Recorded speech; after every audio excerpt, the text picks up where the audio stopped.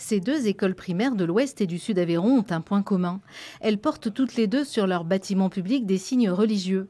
Une situation inacceptable, en parfaite contradiction avec le principe de laïcité pour l'ancien maire de Vaillourle. Pour lui, la majorité actuelle de la commune est hors la loi. Il y a beaucoup de vestiges religieux qui y demeurent, notamment le portail d'entrée comporte une croix, un autre portail à l'arrière a une croix aussi. Sur la toiture, il y a encore une croix métallique et il y a surtout une niche dans laquelle il y a une représentation de la Vierge avec des croix en ciment coloré au-dessus qui ont été rafraîchies lors de la nouvelle école, quoi.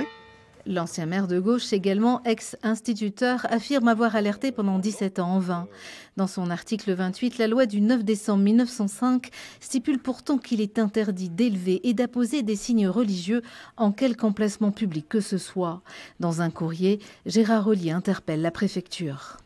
C'est elle qui exerce le contrôle de la légalité. Donc inutile de demander à des associations ou à autres, ou aux conseils municipaux de se prononcer, puisque ce n'est pas eux qui ont le pouvoir de décision.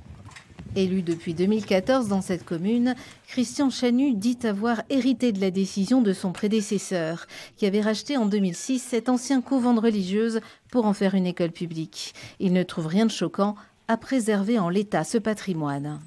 Là, il ne s'agit pas d'un bâtiment qui était construit sur lequel on a mis des signes religieux.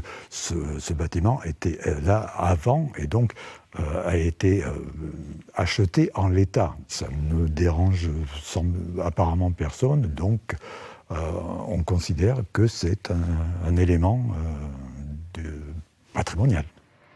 À 140 km de là, l'école du Rougier avec son imposante croix en pierre, un bâtiment très ancien qui ne serait pas concerné par la loi de 1905, selon le maire de cette commune, qui défend lui aussi le patrimoine du village. On n'a pas le droit de mettre des signes religieux sur les bâtiments publics à partir de 1905. Mais ce qui existait avant, ça reste. C'est un bâtiment qui n'a pas été fait par la mairie, c'est un bâtiment qui a dû être acheté à une congrégation religieuse. Et donc c'était comme ça, quoi. C'était pas, puisqu'apparemment ça serait avant 1905 qu'elle a été achetée.